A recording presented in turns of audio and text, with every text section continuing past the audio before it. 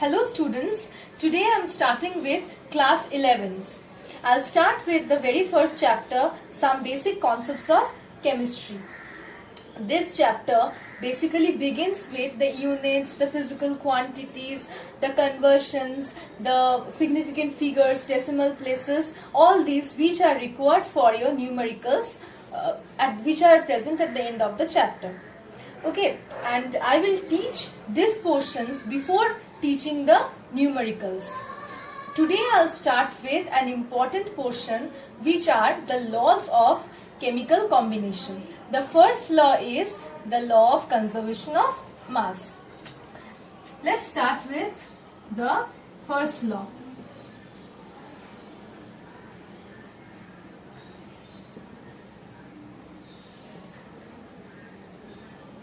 This law states that during a physical or a chemical change, the total mass of reactants will be equal to the total mass of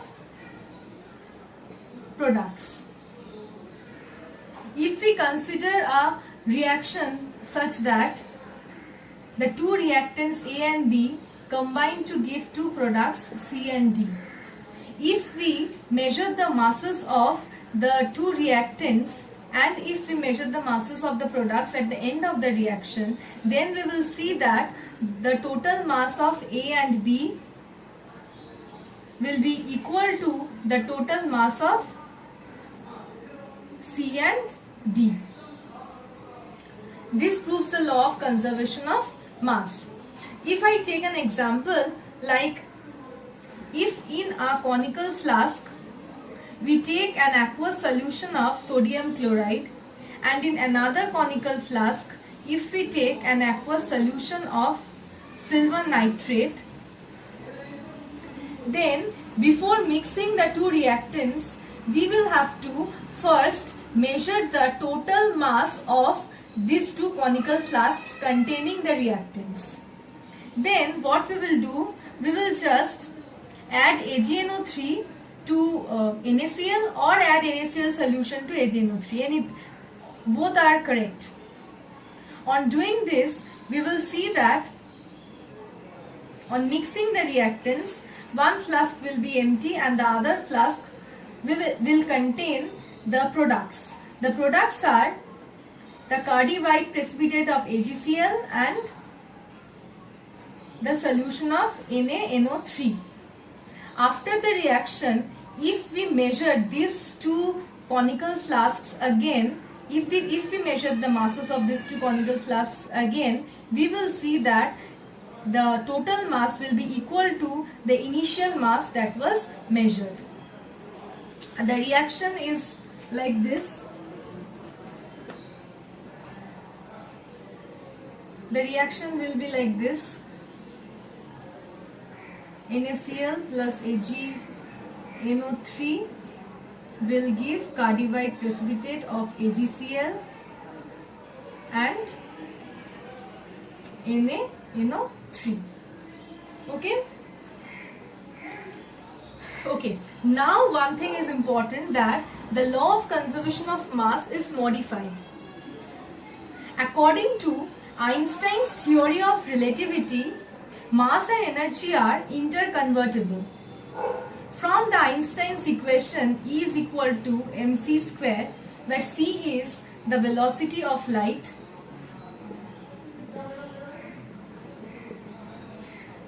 m is the mass and E is the energy. From here, if we put the mass of any reactants or products or any body, we will get the energy released. So energy and mass are interconvertible from Einstein's theory of relativity. Okay. Now, in ordinary reactions such as, let me take an example of N2 plus 3H2 will give ammonia plus heat. Will give ammonia, okay.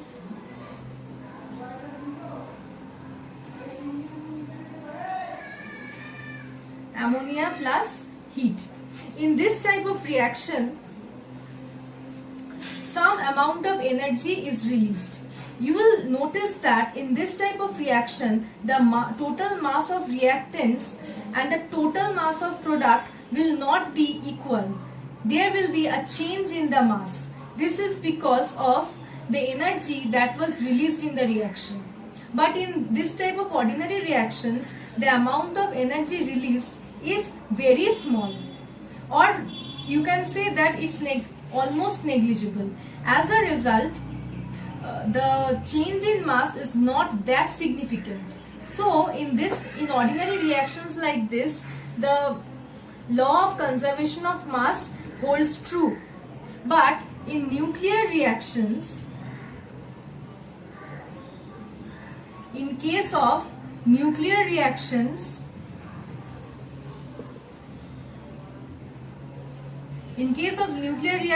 tremendous amount of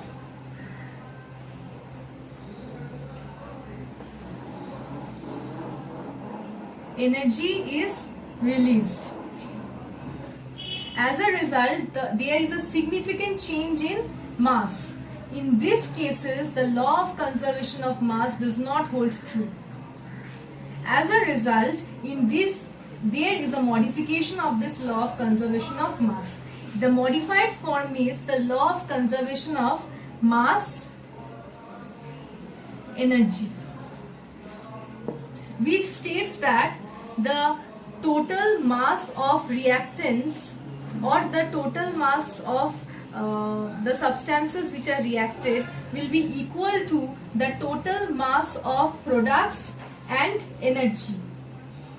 The mass plus energy has to be constant in this case. Hence, the law of conservation of mass is modified into law of conservation of mass energy. Okay? This is all about the law of conservation of mass. Next, I'll come to the law of constant proportion or the law of definite proportion.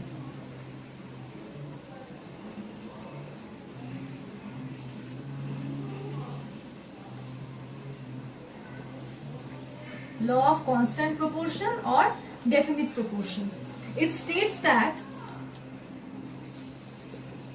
a pure chemical compound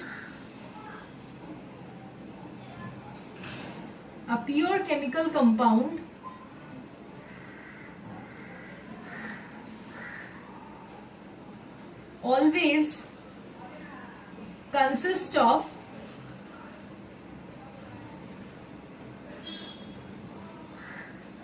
the same elements combined together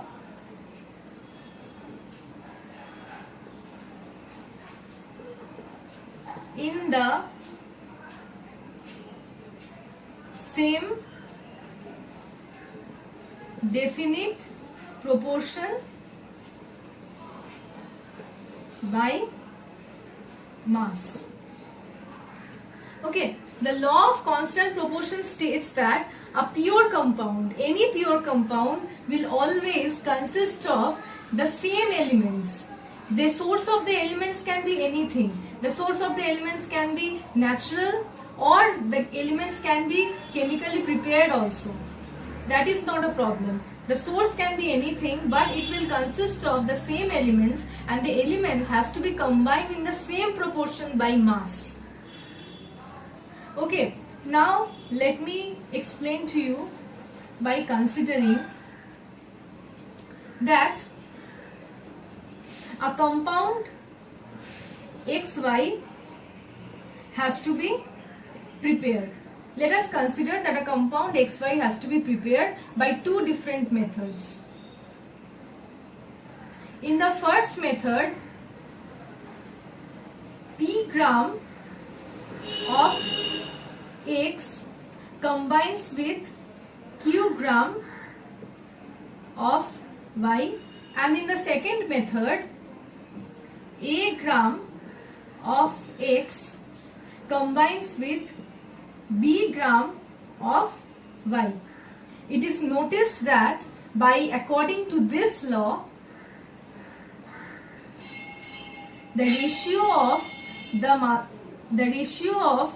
masses of X and Y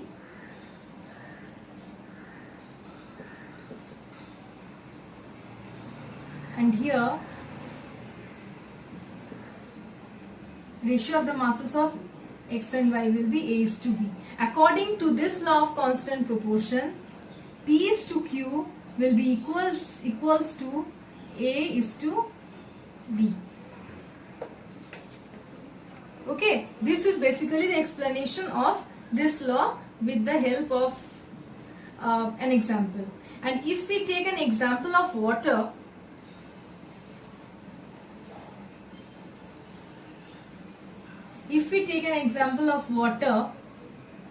we will notice that water consists of pure water.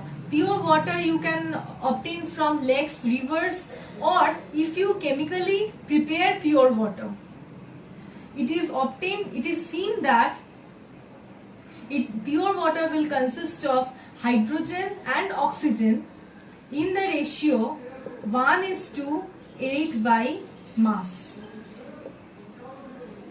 Now why 1:8? Hydrogen has an atomic weight of 1, and here in water there are 2 hydrogens. So 2 into 1, which is 2. Oxygen has an atomic weight of 16. In water there is 1 oxygen atom, so 16. The ratio of hydrogen is to oxygen in water is equal to 2:16, 2 by 16, 1 by 8, which is equal to 1:8 by mass. Okay? Okay, now I'll come to the converse of this law.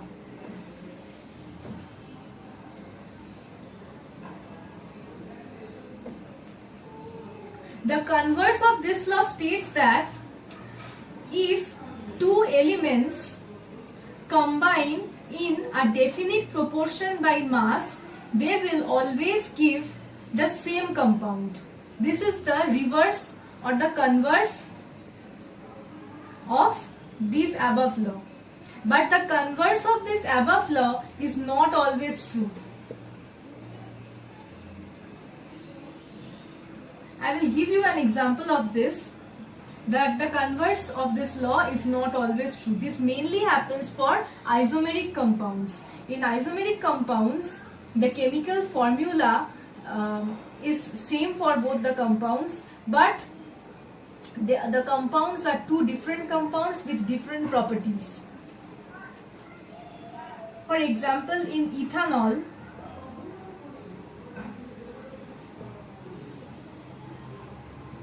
and in dimethyl ether.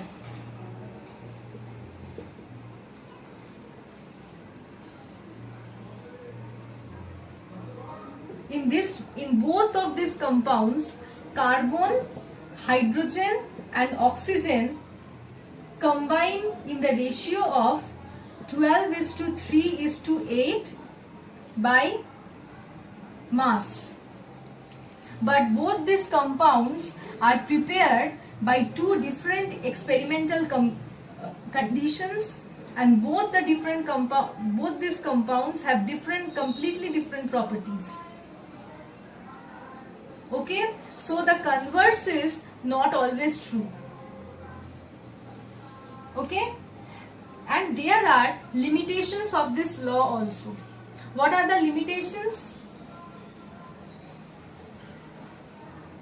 The first limitation is isotopes. Now what happens here? Carbon has 3 isotopes, 12C, 13C, 14C. In carbon dioxide, if 12, yeah, if the isotope of carbon which has the atomic weight of 12 is used, then the ratio of carbon is to oxygen will be 12 is to 32. If 13 C is used, then the ratio will be 13 is to 32. If 14 C is used, then the ratio will be 14 is to 32. The elements in carbon dioxide are only carbon and oxygen. The elements are same, but the problem arises is that the proportion is not the same definite proportion. The ratio of the masses differs in all the three isotopes, because isotopes are those elements which have the different atomic weight. So the atomic weights differ, as a result of which the ratio of masses in these three isotopes are not same. Okay, and the second limitation is there are certain compounds having variable molecular proportion. Sorry, variable molecular composition. It's not proportion, it's composition. Variable molecular composition. Copper sulfide formula, cuprous sulfide actually, copper 1, can vary from this to this. Also, titanium oxide have the same type of different molecular composition. Okay, in this type of compounds are known as non-stoichiometric compounds. For this type of compounds also, the law of constant proportion is not applicable, because constantly the proportion changes. Okay. The next is the law of multiple proportion. This was the law of constant proportion, and the next will be the law of multiple proportion.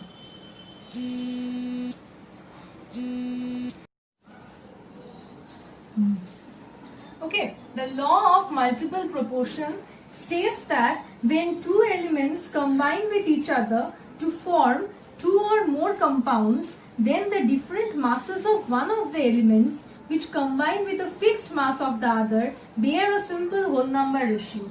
I will explain this to you. What is a simple whole number ratio? Like 1:2, 3:5. These all are simple whole number ratio, which means that there will be no fractions in the ratio, there will be no decimals. These are known as simple whole number ratio. Now what happens here is that if I will just explain this to you by taking an example only. Let's take three compounds.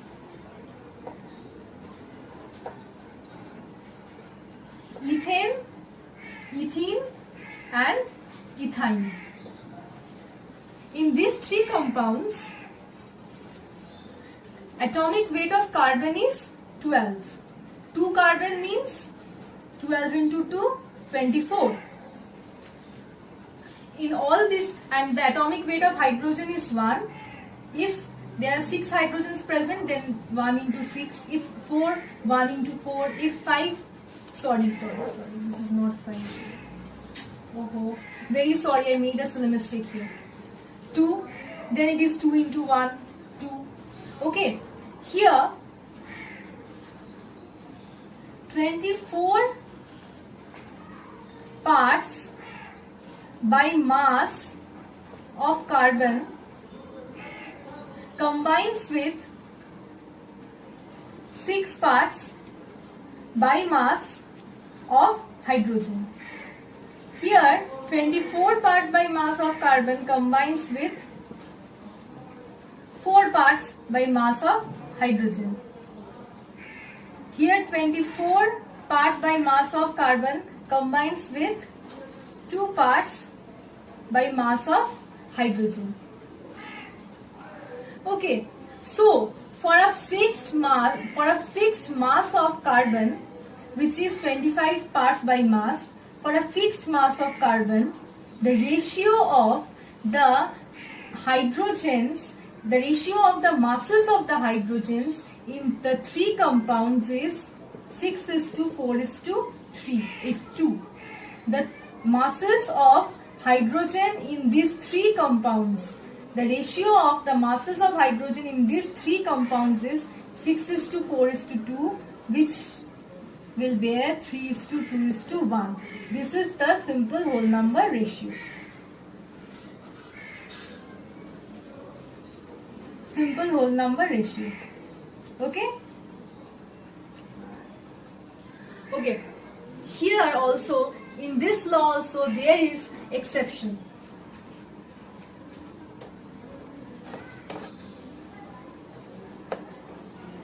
If we take the compounds like methane,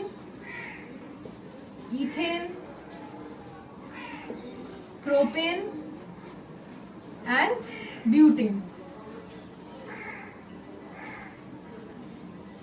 for 12 parts by mass of carbon, it is noticed that the ratio of the different masses of the hydrogen in different compounds will be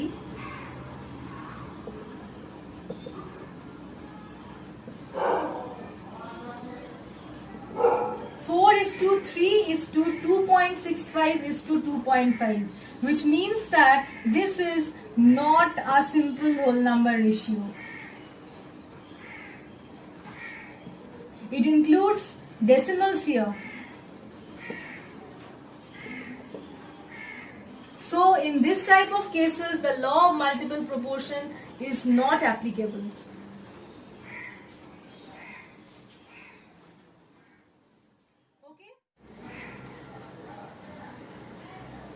Okay, this is more or less about these 3 laws.